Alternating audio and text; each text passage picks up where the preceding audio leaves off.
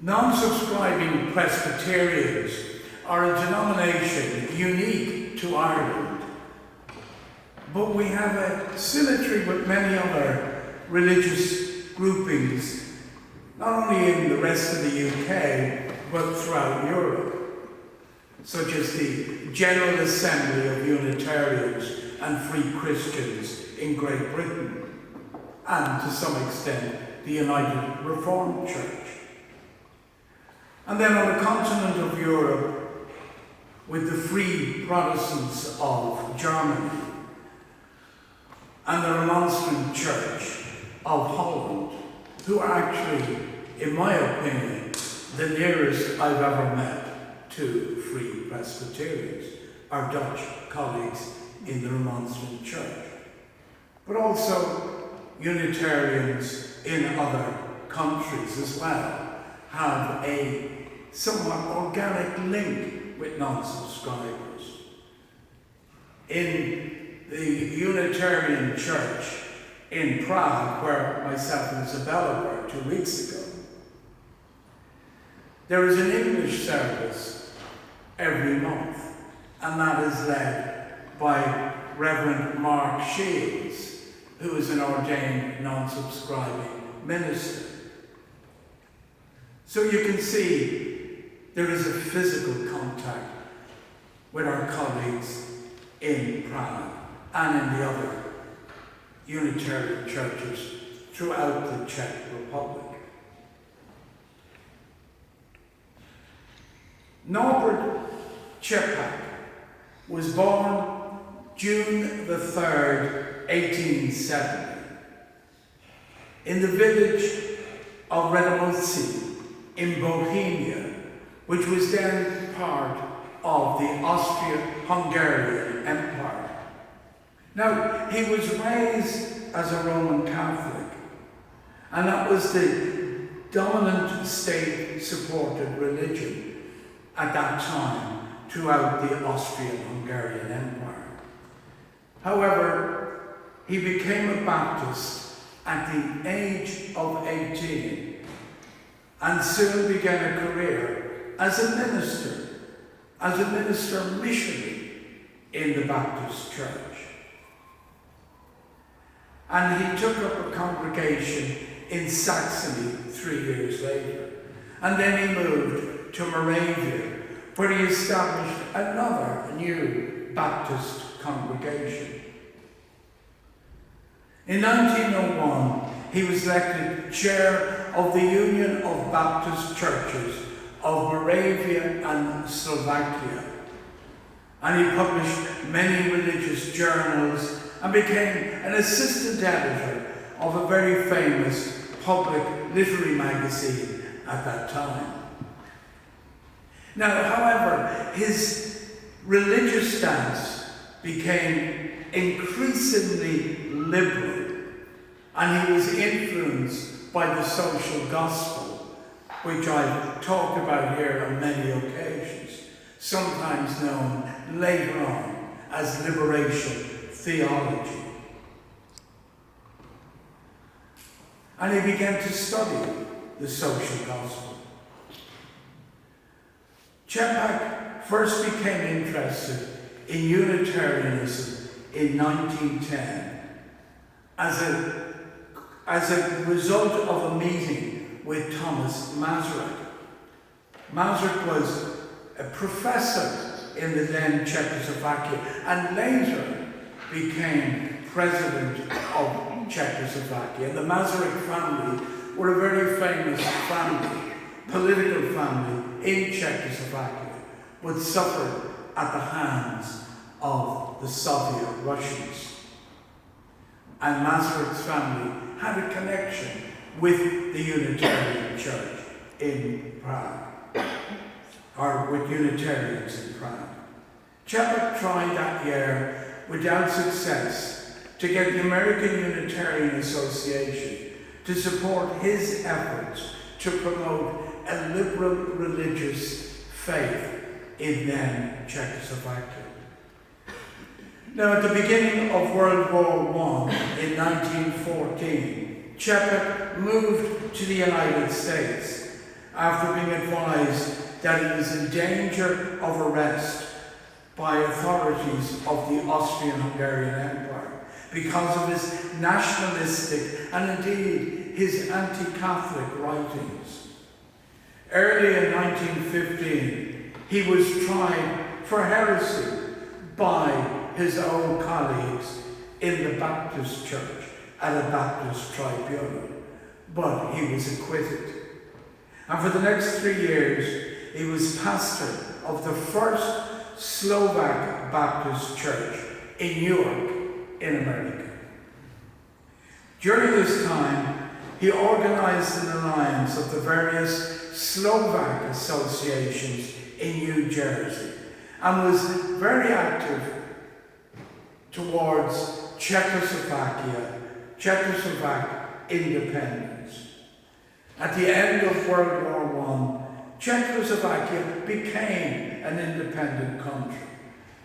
And many Czechs decided to leave the Roman Catholic Church, which before that was basically the religion of the Austro-Hungarian Empire. Čerpák was eager to return to his native land and play a part in the spiritual reawakening, as he saw, of the Czechoslovak people. Norbert Čerpák and his wife Maya decided to return in 1920 and arranged money to be collected for them to travel to Europe to promote Unitarianism. Now, how did he become involved with Unitarianism in America?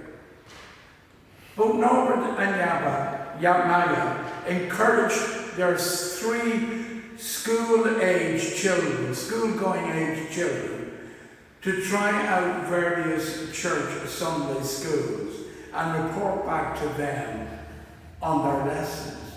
What a novel idea, to send your children out to a different church every Sunday and they report back to you which one they like the best, and then you think, okay, that's the one for us. The one they finally founded, or the one they finally found that pleased them, was the first Unitarian Church of Essex County in Orange State. After the children, they attended several times, and Norbert and Maya visited that church on numerous occasions and began to warm heartily towards Unitarianism. And indeed, they signed the membership book on January the 10th, 1921. And eventually they did return to Czechoslovakia. And he bid farewell to his friends and colleagues in Orange State on June the 5th of 1921. And by February 1922, Čerpák had organized the Prague Congregation of Liberal Religious Fellowship. And the services were soon drawing standing room only crowds. The Sunday sermon was repeated and debated in a Tuesday evening program.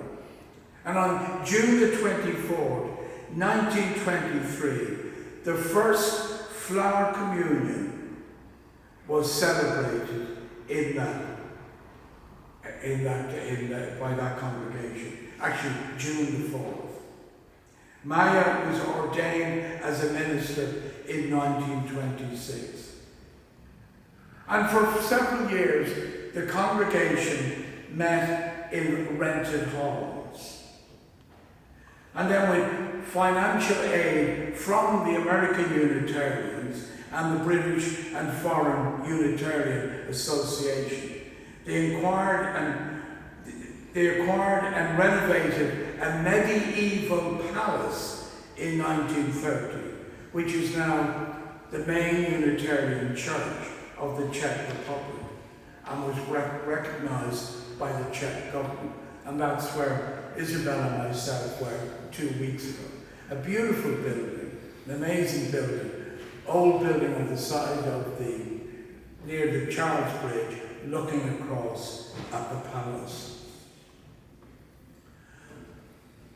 On March the 28th, 1941, Čepak and his youngest daughter, Zora, were arrested by the Gestapo.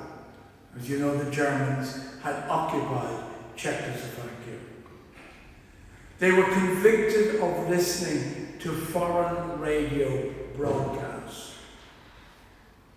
Čepak was sentenced to a year in prison, but 11 months he had already served 11 months, but he was still confined in custody while he was waiting for his trial. Zora, who had only listened to the broadcasts, had shared notes of them with some of her friends. She was given an 18-month sentence. In the midst of a wave of executions and deportations of Czechs by the Nazis, and this followed on the back of the assassination of Reinhard Heydrich, who was the main Nazi German official in Czechoslovakia, who was assassinated. A Gestapo officer overrode the court's sentence and ordered that Norbert be sent to a concentration camp at Dachau. At the end of the note that committed him, he put the words in German, "Return unwanted. Return unwanted." He arrived there July the 5th, 1942. And on October the 12th, 1942, he was sent on an invalid transport and was then killed with poison. Although his official death certificate said he died from a cerebral hemorrhage, but there's absolutely no doubt that Norbert Čepak died at the hands of the Nazis.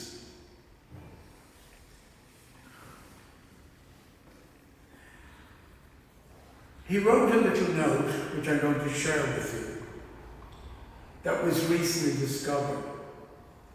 Was sort of his own mission statement. When you think of his career, first in the Baptist church and then as a Unitarian. And it goes as follows. There were two possibilities open before me, for I met two young men one day. One wanted me to go with him to a tavern, the other to a Baptist meeting. I chose the latter way and never regretted it, for my eyes and heart were opened at that meeting. Interesting being asked to choose a tavern or a Baptist meeting, and what would the choice of any of us be? Amen.